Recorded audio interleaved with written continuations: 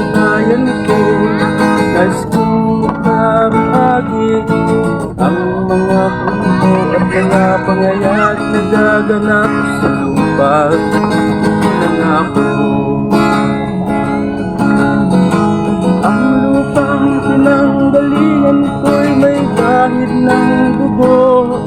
May mga lorong nakaipat sa hawlang ginto. May mga na pusong di makabigo sa mga pangyayaring nagaganap sa lupang ipinangako. Nang makita ko ang lupang ito, nakita ko din ang ako'y sa puso ng tao. Tinatangan ng kabuto ang bansa lumabog ng isang tao.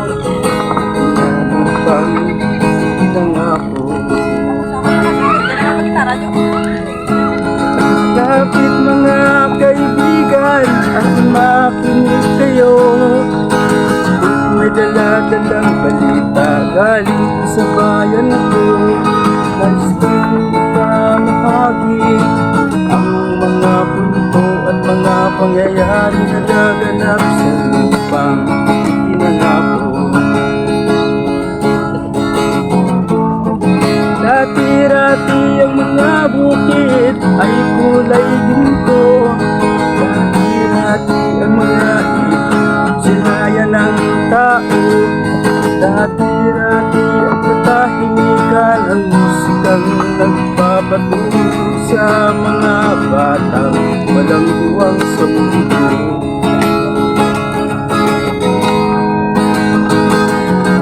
Ngayon ang lupang ipinangako ay nagsusunamo. Batakot ng aso sa kaniyang puso. Ang mga sigaw ng mga pusong nagkakagaling ang kanilang sarili. Ang mga kaisulan ang paninaw ka mo.